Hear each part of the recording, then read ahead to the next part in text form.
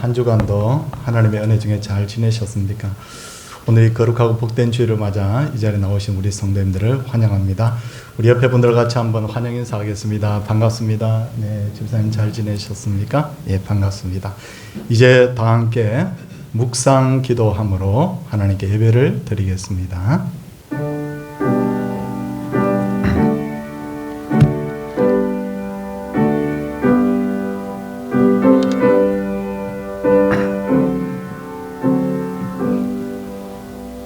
온 땅이여 여호와께 즐거운 찬송을 부를지어다. 기쁨으로 여호와를 섬기며 노래하면서 그의 앞에 나아갈지어다. 아멘. 사도신경으로 신앙을 고백합니다. 나는 전능하신 아버지 하나님 천지의 창조주를 믿습니다. 나는 그의 유일하신 아들 우리 주 예수 그리스도를 믿습니다. 그는 성령으로 잉태되어 동정녀 마리아에게서 나시고 본디오 빌라도에게 고난을 받아 십자가에 못 박혀 죽으시고 장사된 지 사흘 만에 죽은 자 가운데서 다시 살아나셨으며 하늘에 오르시어 전능하신 아버지 하나님 우편에 앉아 계시다가 거기로부터 살아있는 자와 죽은 자를 심판하러 오십니다. 나는 성령을 믿으며 거룩한 공교회와 성도의 교제와 죄를 용서받는 것과 몸의 부활과 영생을 믿습니다. 아멘. 찬송 88장입니다.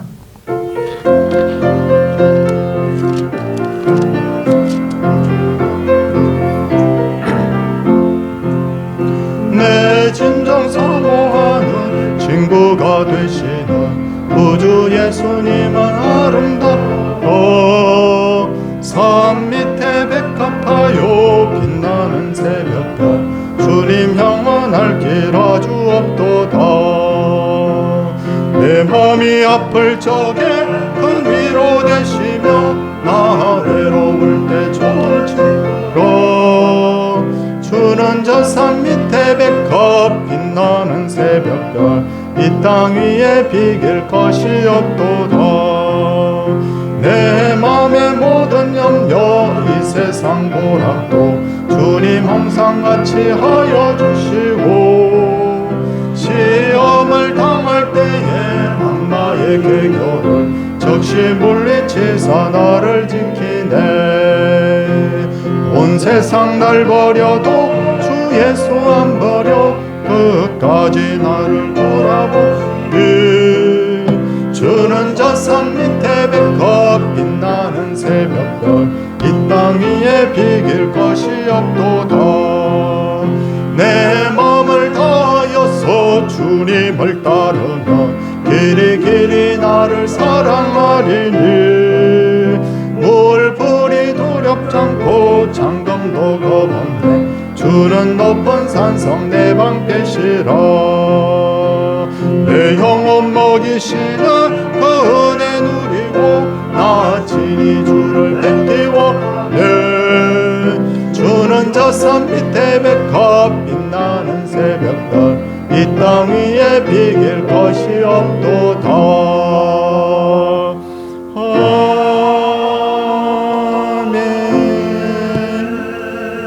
아멘. 예배를 위해서 최규택 집사님께서 기도 인도하시겠습니다.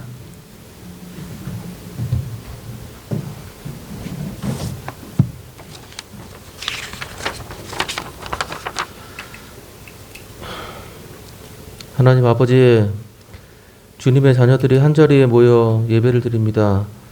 이 시간이 주님께 영광을 돌리고 주님의 음성을 듣고 우리의 마음을 돌아보고 새로운 다짐을 하는 귀한 시간이 되게 해 주시옵소서. 하나님께서는 우리에게 세상에 하나밖에 없는 존재로 만드셨고 인생이라는 값진 선물을 주셨으며 예수님의 보혈을 믿는 믿음을 통해 영원히 하나님과 함께할 수 있는 은혜를 부어주셨습니다. 이 놀라운 은혜를 시시때때로 기억하며 감사하면서 살아갈 수 있도록 인도해 주시옵소서. 그러나 저희들은 한계가 많은 인생들인지라 욕심에 이끌려 하나님보다 세상의 좋은 것들을 더 따라가다가 실수를 할 때가 많습니다. 예수님께서 40일 동안 광야에서 받은 시험들을 저희도 똑같이 당하면서 살고 있습니다. 저희 마음에 성령께서 충만히 임하셔서 저희가 세상의 악한 것들을 본받지 말고 하나님의 선하시고 기뻐하시고 온전하신 뜻이 무엇인지 분별하면서 살아갈 수 있도록 인도해 주시옵소서.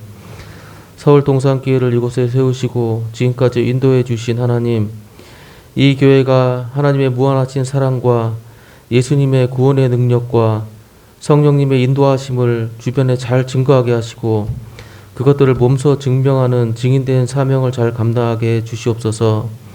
이를 위해 세우신 담임 목사님, 부교육자님, 장로님, 권사님, 집사님, 어린아이에 이르기까지 필요한 마음과 건강과 지혜와 능력을 부어 주시옵소서. 그래서 저희를 통해 하나님의 영광이 드러날 때마다 하나님의 은혜라는 간증들이 끊이지 않게 해 주시옵소서. 저희 교회에 질병으로 고통당하는 성도들이 있습니다. 또한 경제적 문제, 가정의 문제, 진로의 문제, 관계의 문제 등 여러 문제들로 고민하며 하나님께 기도하는 성도들이 있습니다. 저희들은 그들의 사정을 자세히 알지 못하지만 하나님께서는 속속들이 알고 계시오니 저희들이 겸비하여 자기를 살피고 하나님을 의지하며 나아갈 때 외면치 마시고 가장 적절한 방식으로 저희를 인도해 주시옵소서. 이 모든 과정을 통해 하나님께서 우리 개개인에게 인격적으로 역사하시고 우리 개개인을 사랑하신다는 사실을 깨닫고 감사하게 해 주시옵소서. 코로나로 인하여 전 세계 사람들이 2년 가까이 고통을 당하고 있고 교회들도 많은 타격을 받고 있습니다. 형통한 날에는 기뻐하고 공고한 날에는 생각하라고 하신 주님의 말씀처럼 이 시기를 통해 교회가 지난날의 과오를 반성하고 교회의 본질과 사명을 새롭게 정립하며 말씀과 삶의 교리를 좁혀가기를 소망하게 해 주시옵소서. 담임 목사님을 단위에 세우셔서 하나님의 말씀을 전하게 하신 하나님, 목사님께서 잘 준비된 말씀으로 저희에게 영의 양식을 먹이실 때 성령님께서 온전히 함께 하셔서 저희의 마음에 감동과 깨달음이 있게 하시고 저희의 삶이 변화될 수 있도록 인도해 주시옵소서. 이 모든 말씀 우리를 죄에서 구원하시고 우리와 영원히 함께 하실 예수님의 이름으로 기도드립니다. 아멘.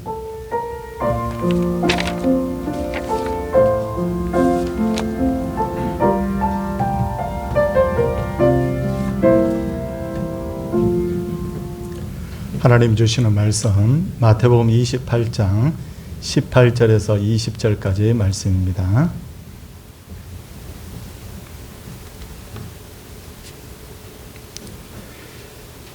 예수께서 나와 말씀하여 이르시되 하늘과 땅의 모든 권세를 내게 주셨으니 그러므로 너희는 가서 모든 민족을 제자로 삼아 아버지와 아들과 성령의 이름으로 세례를 베풀고 내가 너희에게 분부한 모든 것을 가르쳐 지키게 하라. 볼지어다 내가 세상 끝날까지 너희와 항상 함께 있으리라 하시니라. 아멘. 정인서 집사님 하나님께 특송 올려드리도록 하겠습니다.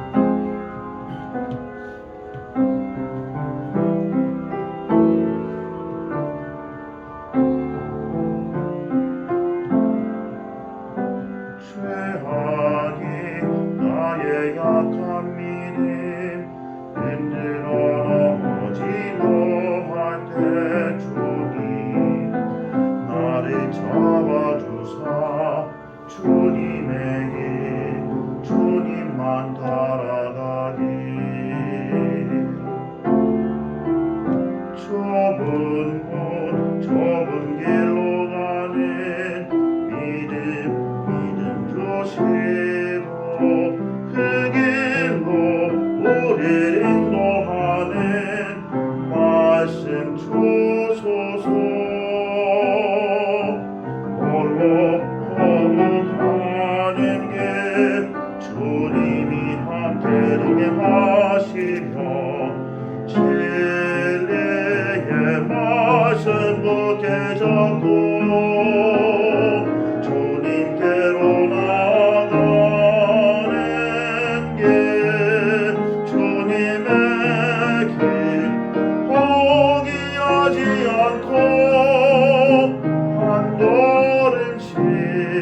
나아가 넘기주소서.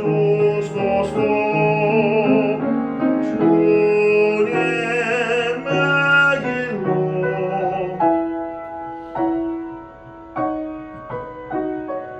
함께 걸어 주의 길로.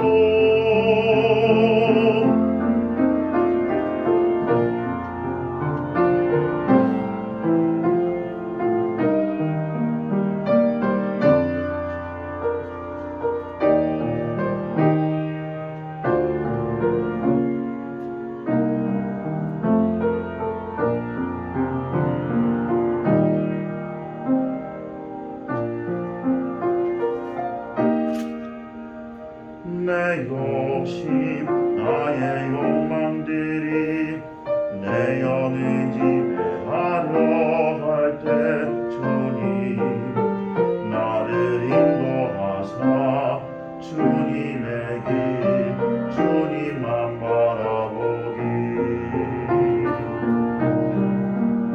좁은 문 좁은 길로 나는 믿음 주시고 그 길로 우릴 인도하는 말씀 주소서.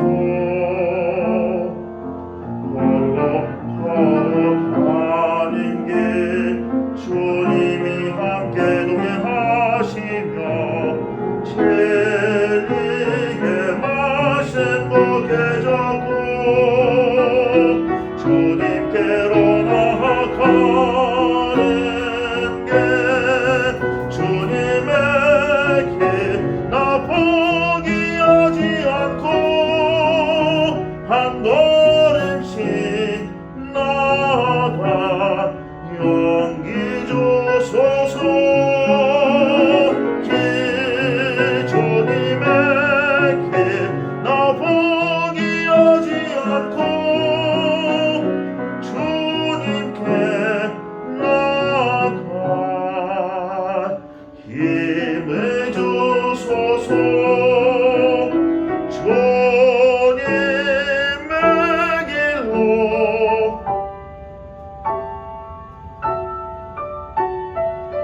함께 걸어 주의 길로.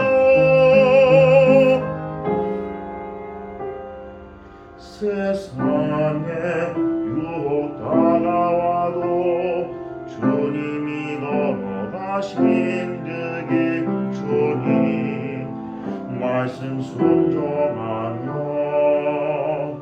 주님 다시 주님의 길 걸어요.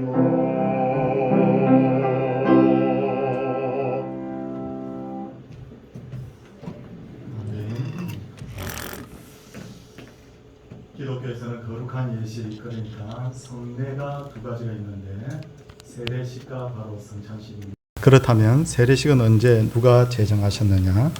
오늘 본문 마태복음 28장 19절을 보면 예수께서 그러므로 너희는 가서 모든 민족을 제자로 삼아 아버지와 아들과 성령의 이름으로 세례를 베풀라라고 하셨기 때문에 세례는 바로 2000년 전에 예수님께서 친히 제정하신 예식이라는 것을 알 수가 있어요. 그리고 19절을 보면 내가 너희에게 분부한 모든 것을 가르쳐 지키게 하라라고 하셨기 때문에 우리는 주님께서 이 땅에 오실 때까지 세례를 사람들에게 가르치고 지키게 해야 되는데, 그렇다면 세례의 참된 의미가 뭐냐? 그것은 예수님을 나의 구주로 영접함으로 죄를 씻고 새롭게 태어난다는 의미가 있습니다. 그러므로 세례, 씻을 세, 바로 죄를 씻는 의식이 바로 세례인 것이죠. 그러므로 세례는 죄를 인정하는 사람만이 받을 수 있습니다. 누구든지 그분이 몸이 불편하든지 가난하든지 부하든지 어린아이든지 어른이든지 다 관계없이 세례를 받을 수 있지만, 그러나 자신이 죄가 없다고 하는 사람은 세례를 받을 수가 없어요. 과거에 제가 세례를 받을 때만 해도 세례 문답이 아주 엄격했습니다. 그래서 세례 문답집이라는 것이 있어요. 거기에 보면 질문이 100개도 넘게 있는 그 책이 있었어요.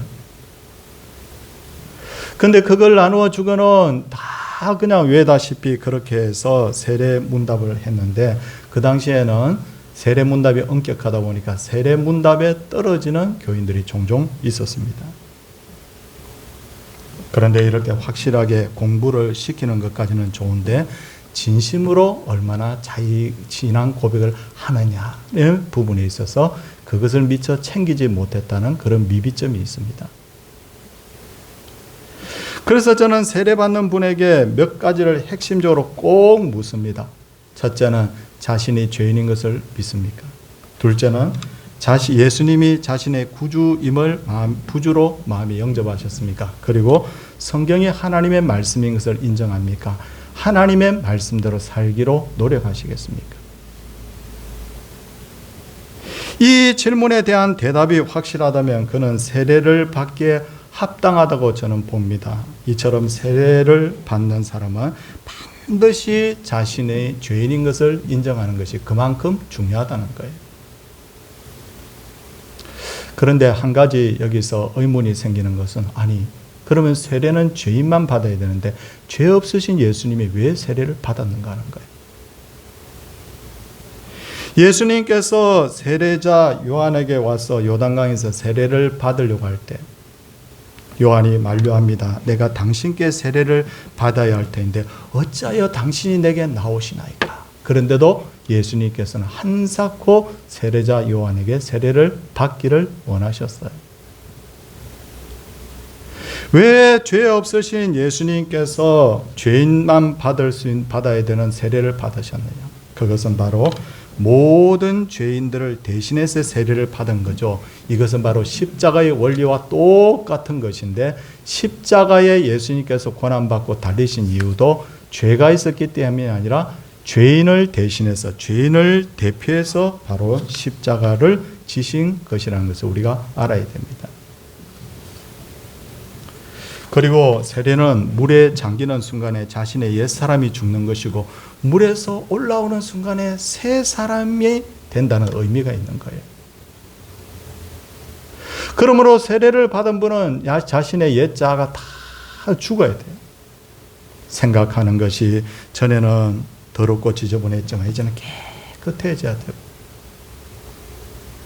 말을 할 때도 이제는 좀 은혜롭게 말을 할 수 있도록 해야 되고 행동도 덕을 끼치는 행동을 해야 됩니다. 주님께서 열매로 그 나무를 알아본다고 했듯이 성령으로 세례받은 분은 반드시 삶을 통해서 그 열매가 나타나는 것이 마땅하지 않습니까? 그리고 세례를 받는 것은 신앙생활의 끝이나 완성이 아니라 이거 꼭 기억해야 됩니다. 세례받았다고 해서 신앙생활이 끝나거나 완성된 것이 아니라 비로소 시작이 된 것이죠. 2년여 전에 코로나가 오기 전에 저희 교단의 목사님, 장로님들이 군인들이 훈련받고 있는 논산훈련소에 가서 세례식을 베풀었어요. 그날 보고에 의하면 세례를 받은 병사들이 4,000명이 넘고 목사님, 장로님들이 100명 이상 동원이 된 것 같아요. 상상만 해도 엄청난 세례식이죠. 4,000명을 쫙 연병장에 세워놓고 장로님이 세례수를 바로 손에 들고 목사님이 세례를 집례하고 참 생각만 해도 정말 장관이 아닐 수가 없습니다.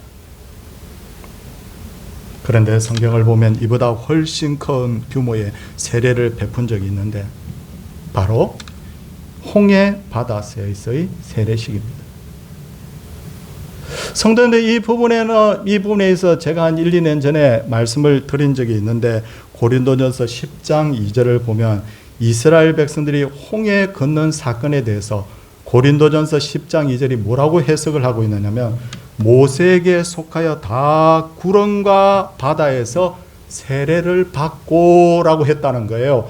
주님께서 그 백성들을 홍해 바다 가운데로 인도하신 것은 세례식으로 본 거예요. 세례식으로. 그러니까 엄청난 세례식인 겁니다. 바로 60만이 넘는 사람들이 홍해 바다에서 바로 세례식을 받은 거예요.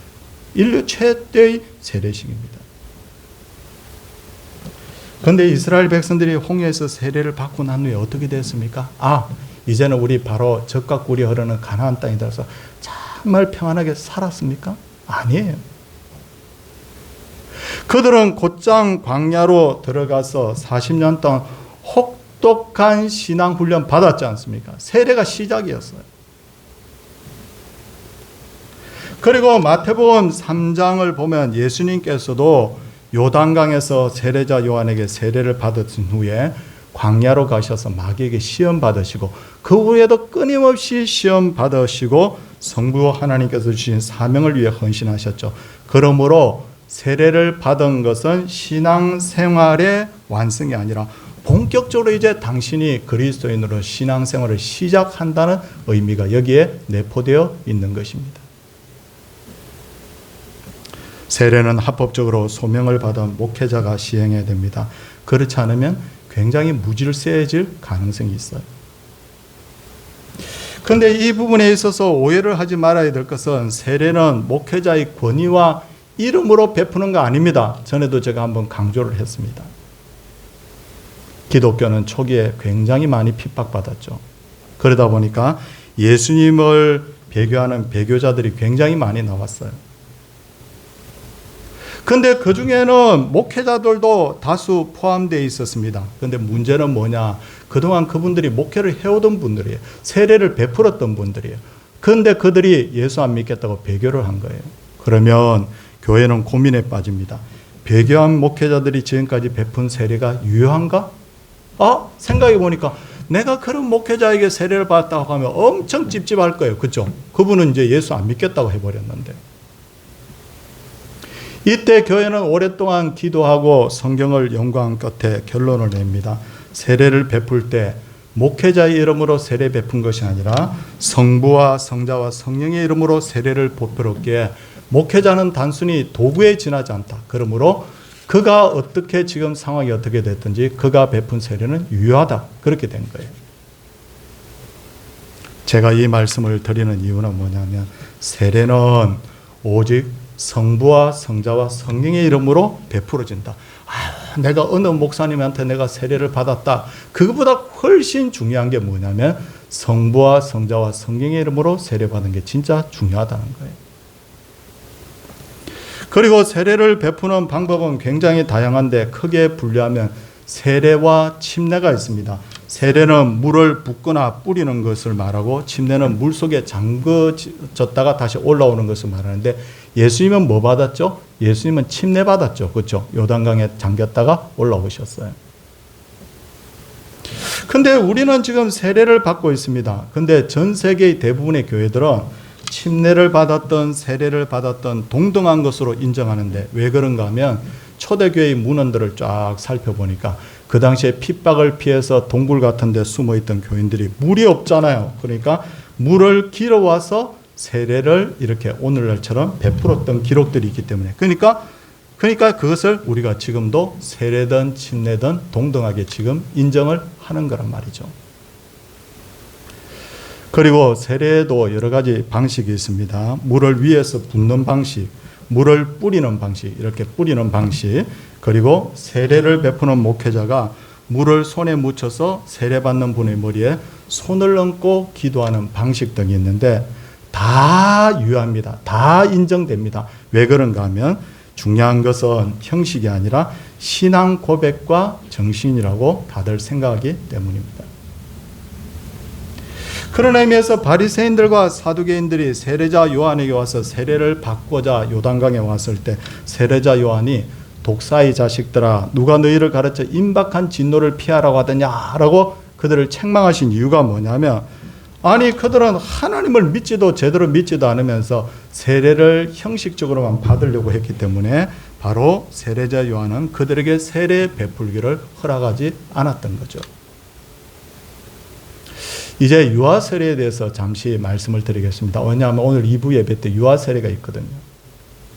유아 세례는 초대교회 때부터 시행이 되었는데 종교개혁 시대에 이게 논쟁이 된 적이 있어요. 왜 그런가 하면 한편에서는 유아 세례는 초대교회 때부터 계속 시행해 왔기 때문에 시행하는 것이 마땅하다라고 주장을 했고 한편에서는 세례는 자신의 신앙 고백을 받아야 하는 것이기에 이 유아가 어린아이 2살 아이의 아이가 어떻게 자기의 신앙을 고백합니까? 그러므로 시행하지 않는 것이 옳다고 주장했죠. 실제로 종교개혁 시대에 유아 세례 받은 것을 인정하지 않고 장성하여 그들에게 다시 세례 베푼 자들이 있었는데 그 사람들을 바로 재세례파라고 합니다. 근데 오랜 기간 이 문제를 연구한 결과 교회는 마침내 결론을 냅니다. 첫째, 세례는 마땅히 자신의 신앙 고백으로 받아야 하지만 구약에서도 바로 부모의 신앙을 따라서 아이가 태어난 지 8일 만에 할례를 행했잖아요. 그 전통을 따라서 바로 이 아이에게 유아 세례 받게 하는 것이 합당하다.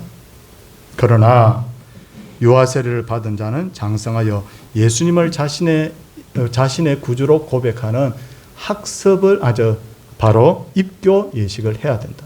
내가 만인들 앞에서 내가 인정해야 된다. 그리고 유아 세례를 받은 자의 부모는 이 아이가 하나님의 백성이며 언약의 자손인 것을 알고 그를 신앙으로 잘 양육해야 된다. 그렇게 결론을 내렸어요. 그래서 오늘날 전 세계 대부분의 교회들은 바로 지금도 유아 세례를 실시하고 있습니다. 몇몇 교회들은 여전히 안 해요. 그렇게 말하는 교회도 있고요. 그리고 또 하나 명심해야 될 것은 세례가 구원과 관련되어 있는가 하는 문제입니다. 이 부분에서 명확하게 말씀을 드릴 것은요. 물세례를 받았다고 해서 다 구원받는 게 아니에요.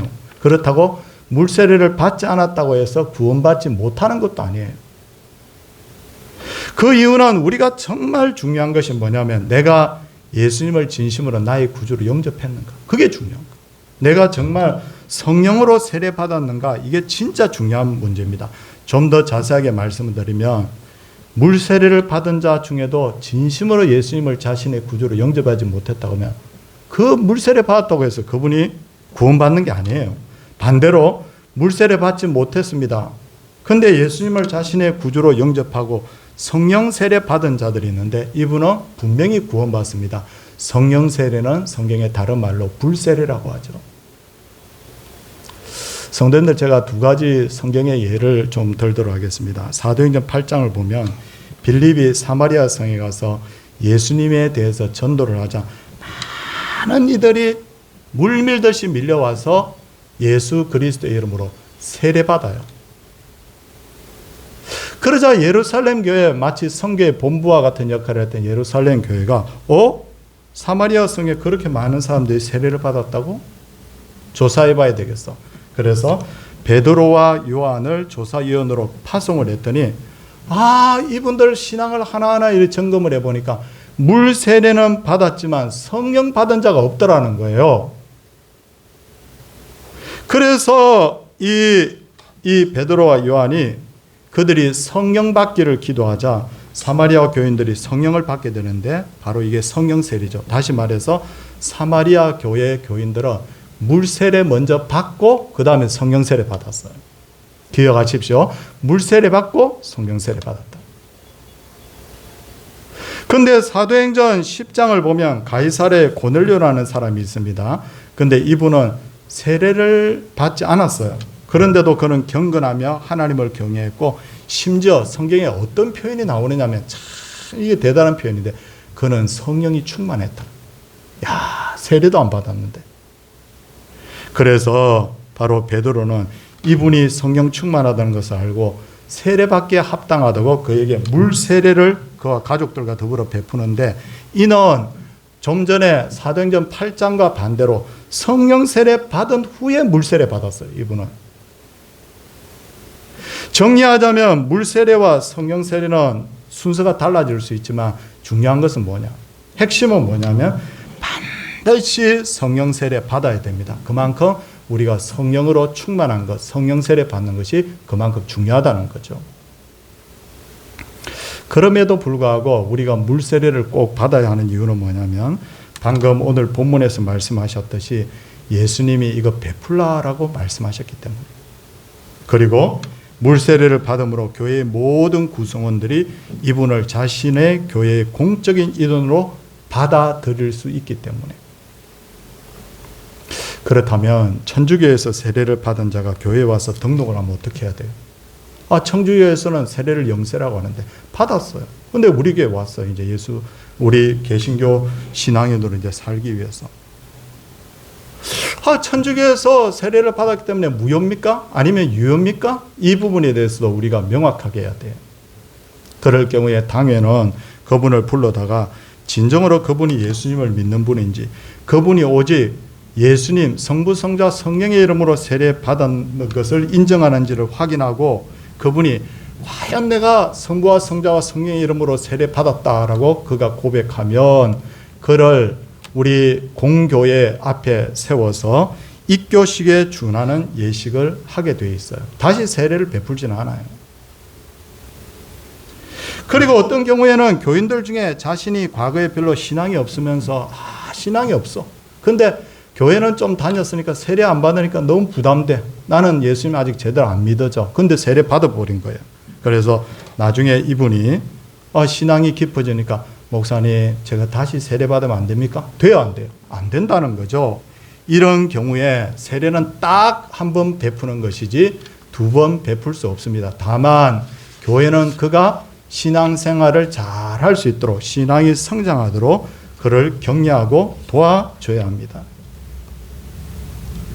그렇다면 세례받은 이에게는 어떤 은혜와 권리가 주어지는가? 첫째, 세례받은 자에게는 눈에 보이지 않는 하나님의 특별한 은혜가 주어져요.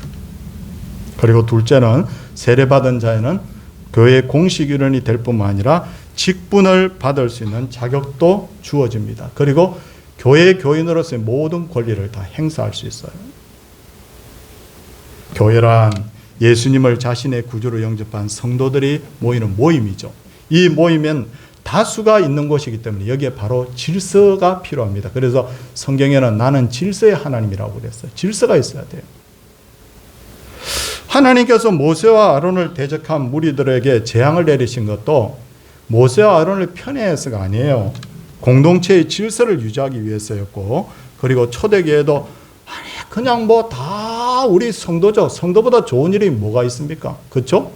그러면 성도님, 형제님, 자매님 하면 되는데 왜 직분을 세웠느냐? 초대교회에서도 직분을 제정하게 하신 것도 질서 있는 사역을 위해서라는 것이죠. 그러므로 교회는 질서를 지키기 위해서 교회에 등록한 지 6개월 지난 분에게 학습 받을 수 있는 그 자격이 자격을 주고, 다시 학습 받은 분이 6개월 이상 지나게 되면 세례 받을 자격을 주죠. 그리고 세례를 받은 분들에게 공식적인 직분을 부여하고 세례를 받은 분만 성찬식에 참여하게 합니다. 아니 아무나 다 참여하면 안 됩니까? 라고 했는데 할 수 있는데, 성경에 보니까 주의 떡을 분별하지 못하고 먹는 분들이 있을 수 있기 때문에 그런 표현이 있거든요. 그래서 어떻게 하느냐? 세례 받은 분에게만 바로 성찬식에 참여를 할 수 있게 하고 있다는 거예요. 오늘 설교 좀 딱딱하게 들릴지 모르지만 설교는 때로는 좀 교육적인 또 그런 의미도 있거든요. 그래서 잘 이렇게 세례에 대해서 이해를 하십시오. 세례는 단순한 형식적인 예식으로만 생각하면 안 됩니다. 자, 이제 에베소서 4장 5절을 보면 바울이 뭐라고 말합니까? 주도 한 분이요. 주님도, 우리가 믿는 주님도 한 분이요. 그리고 믿음도 하나요. 그렇죠. 여기서 나 부처님 믿어요. 근데 교회 왔습니다. 이런 사람 없어. 우리 믿음이 뭐예요? 하나예요. 그리고 세례도 하나라고 말하고 있습니다. 우리가 같은 주님의 이름으로 세례받은 공동체죠. 교회는 같은 주님을 모시고 같은 믿음을 가지고 세례를 받은 분들로 구성되어 있다는 거죠. 그러므로 세례는 기독교 공동체의 또 하나의 기초석으로 우리가 보는 것이 맞습니다. 근데 오해하지 말아야 될 것은 세례가 아무리 중요하다고 해도 구원의 필수 조건은 아님을 다시 한번 제가 강조합니다. 천주교는요 이렇게 하죠. 사람이 숨이 넘어갈 때가 되면 신부를 불러서 신부님 빨리 와서 영세 베풀어 주세요. 세례해 주세요. 그러잖아요. 왜냐하면 그렇게 하는 그 분들의 마음속에는 뭐냐면 이 세례 받지 못하면 혹시 천국 못 가는 거 아닌가. 세례를 마치 구원의 필수 조건처럼 생각하는 경향이 있습니다. 기독교에서는 그렇게 생각하지 않습니다. 구원은 오직 예수님을 믿음으로만 받는 것이다. 우린 명확합니다. 그렇죠. 의인은 오직 믿음으로. 이것이 바로 우리의 신앙의 기초가 되는 거예요. 근데 우리 기독교에서도 꼭 하나 명심해야 될 것은 세례를 받으려고 했는데 마치 몸이 너무 많이 아파서 오랫동안 병원에 입원해 계시는 경우 있죠. 그런 경우에는 본인이 확실하게 예수님 믿는다고 하면 교회청에서 세례 받게 하는 게 맞습니다. 그렇게 해야 되죠. 그리고 어떤 경우에는 교회 나온 지 한두 달밖에 안 돼. 학습교인 자격도 안 되는데 이분이 지금 돌아가시게 돼서 이분이 정말 세례받고 돌아가시겠다고 하면 이건 구원의 필수 조건은 아니지만 그러나 교회에 이야기해야 됩니다. 그런 경우에는 당회가 함께 의논해서 이분의 신앙이 확실하다고 인정되면 그분이 교회 온 지 한두 달밖에 되지 않았다 하더라도 비상조치로 그분에게 세례를 베풀도록 되어 있어요. 과거에 왜 바리새인들과 사두개인들이 예수님께 책망을 받았느냐면 이 바리새인들하고 바로 사두개인들은요, 자신들은 아브라함의 자손이기 때문에 자기들은 뭐 무슨 짓을 하든지 다 구원받는다고 생각한 거예요. 성도님들 그렇습니까? 아니잖아요. 그렇다면 아브라함의 혈통적 후손이라고 하는 유대인들은 다 구원받아야 됩니까? 아니잖아요. 그렇잖아요. 제가 뭘 강조를 하려고 하느냐면 어떤 경우에도 내가 주님의 이름으로 세례 받았다고 할지라도 내 마음속에 정말 예수 그리스도를 확실하게 믿는 믿음이 있어야 돼요. 믿음. 이 믿음이 기초가 되어야 내가 받는 세례가 진짜 유효한 세례가 된다는 거죠. 그런 의미에서 세례만 받았다고 해서 난 세례 받았으니까 난 무조건 구원받아 라고 하는 것은 잘못된 생각인 것을 제가 말씀을 드립니다. 성도님들 오늘 말씀 가만히 듣고 보니까 전에 한번 들은 것 같기도 한데 라는 생각이 들 거예요. 반복 교육을 제가 좀 하려고 하는 거예요. 또 잊어버릴 거예요. 한 몇 년 지나면 뭐 알쏭달쏭하고 또 잊어버릴 수 있거든요. 그러면 제가 또 이렇게 이해하기 좋도록 정리를 해서 또 말씀을 제가 드릴 겁니다. 사랑하는 성도님들, 왜 오늘 갑자기 세례에 대해서 설교를 할까? 오늘이 바로 우리 교회의 어린 형제, 어린 성도의 유아 세례식이 있는 날이거든요. 2부 예배 때. 내가 받은 세례가 바로 이런 것이구나. 내가 바로 이해를 해야 돼. 그냥 받으니까 교회에 나오면 그냥 세례 받아야 되니까 내가 받는다. 그게 아니라 이 세례의 정신이 뭔지, 세례 받은 자가 어떻게 살아가야 되는지 이걸 우리가 명확하게 알고 그렇게 우리가 세례 받은 자답게 살아야 되는 거예요. 그게 뭐냐? 이렇게 할 때 뭐가 되느냐면 교회가 건강하게 되는 거예요. 건강하게. 그래서 저는 우리가 다 물세례 받기를 원하지만 제가 진짜 원하는 것은 뭐냐면 우리가 불세례 모두 다 성령 세례 받을 수 있기를 바랍니다. 그렇게 해서 건강한 교회를 만들어서 하나님께 더욱 큰 영광을 돌리는 살아있는 서울동산교회 되기를 주님의 이름으로 축원을 드립니다. 찬송하도록 하겠습니다. 305장입니다.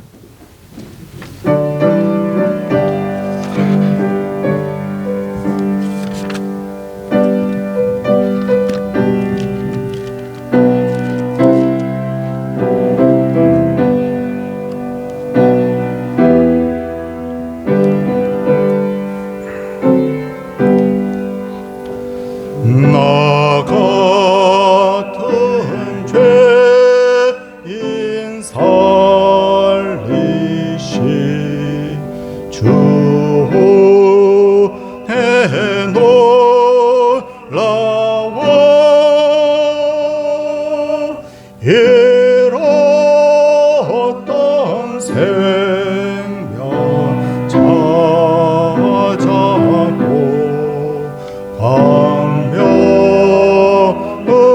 광명으로 떴네. 큰 죄하에서 건지시 주의 고마워 나 처음 믿은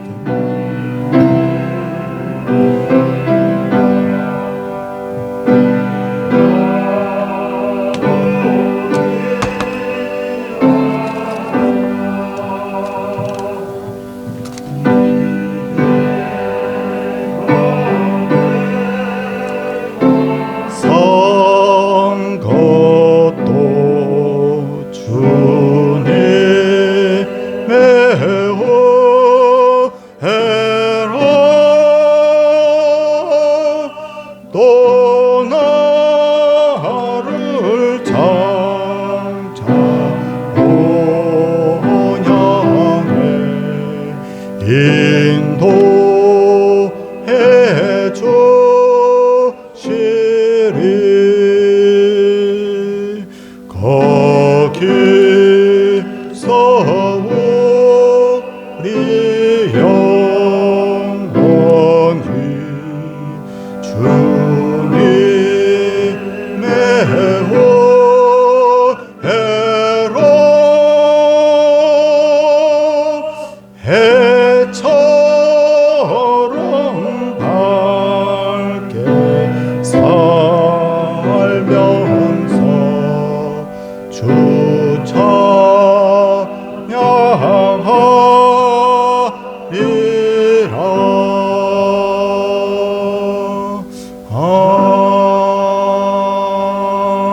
아멘. 오늘보다 내일 더 감사하며 승리의 삶 살게 하옵소서.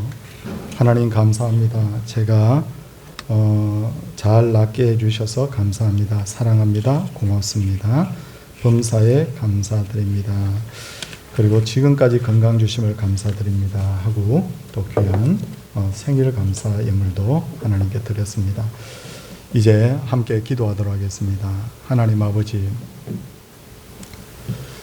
오늘 말씀이 다소 딱딱하게 느껴지게 되었을지라도 모든 내용들이 잘 이해가 될 수 있게 하시고, 내가 받은 이 세례가 어떤 의미가 있는지, 어떤 하나님 중요한 것인지를 깨달아서 세례 받은 자답게 정말 성령으로 충만하여서 하나님의 나라 위하여 살아가는 그런 귀한 백성들 되게 하옵소서. 주님, 어느 순간에 그냥 교회를 다니다 보니 형식적으로 받은 세례가 되지 않게 하시고, 또 오늘 2부 예배 때 유아 세례식이 있는데 하나님께서 이 일에도 함께 하셔서 이 아이가 정말 믿음으로 잘 자랄 수 있도록 하나님께서 도와주시옵소서. 사랑해 주님, 우리 성도님들 참 지금 코로나 시대, 그렇지 않아도 세상 살아가는 것이 너무너무 힘든데 이 코로나를 맞아서 힘들게 살아가는 분들이 다수 계시는 줄 압니다. 하나님이여, 이분들에게 하나님을 향한 여전한 믿음을 주시고 하나님께서 이 어려움을 잘 헤쳐나갈 수 있는 지혜를 주시고 또 도움의 손길들을 하나님께서 함께 더하여 주셔서 이분들이 이 코로나 시대를 통하여서 오히려 더 살아계신 하나님을, 그동안 귀로 듣던 하나님을 눈으로 보는 영적 체험을 할 수 있도록 하나님 도와주시옵소서.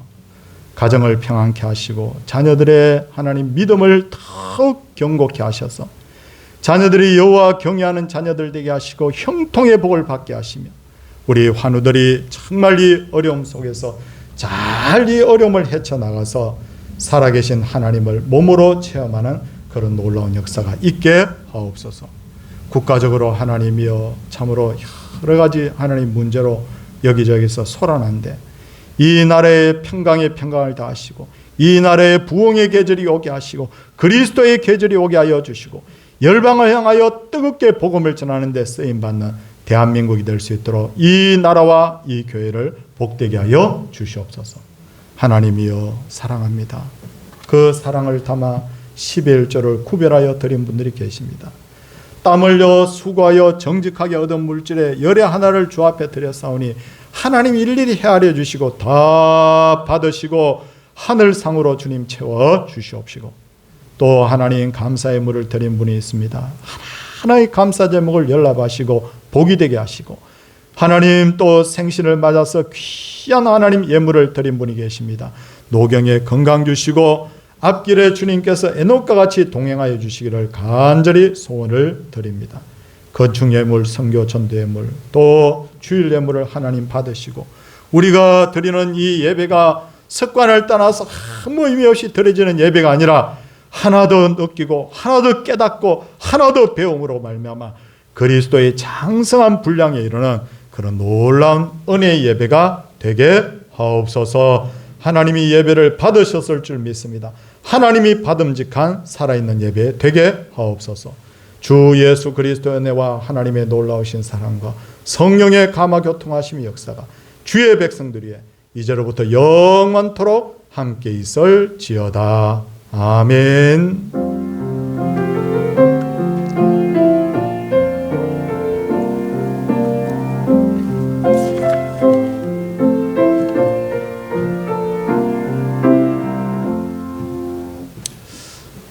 광고 말씀드리겠습니다. 성도님들, 어제 장문의 문자를 좀 보냈죠. 백신 예방 접종과 관련해서 접종 아직 미접종하신 분들은 일부 예배에 좀 참석해 주십사, 이렇게 제가 도움의 문자를 보냈는데 우리 성도님들께서 잘 협조해 주셔서 감사합니다. 제가 볼 때는 이제 위드 코로나 시대가 되면 교회 예배가 좀 더 완화가 많이 될 줄로 압니다. 그렇기 때문에 우리 성도님들께서 조금 불편하시더라도 돕는 의미에서 좀 이렇게 마음을 함께 해주시기를 다시 한번 부탁을 드리겠습니다. 정교인 성경백독 참 어떻습니까? 저도 어떤 날 너무 바빠가지고 성경을 제대로 못 읽는 그런 경우도, 하루에 몇 장밖에 못 읽는 날도 있더라고요. 그래서 좀 읽을 수 있는 날 많이 좀 읽어놓고 그렇게 하거든요. 그래서 저도 열심히 진도를 내고 있는데, 속도를 내고 있는데, 우리 성도님들 앞으로 오늘까지 4주 남았어요. 이제 3주 흘렀고요. 오늘부터라도 꼭 시작하셔서 성경 1독 이상 꼭 부탁을 드립니다. 오늘 2부 예배 시에 우리 김민호 집사님, 성경영 원차님의 자녀가 유아세례 받습니다. 기도 부탁드리고요.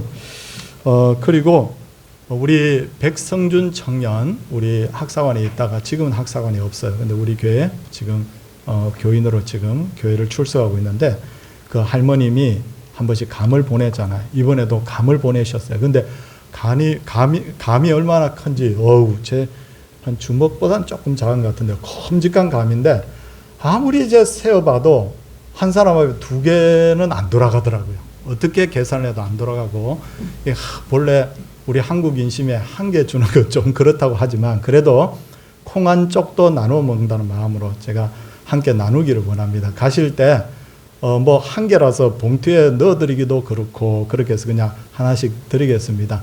감사하는 마음으로 맛있게 드셔주시기를 바라고요. 감이 이만하다니까요. 한번 보십시오.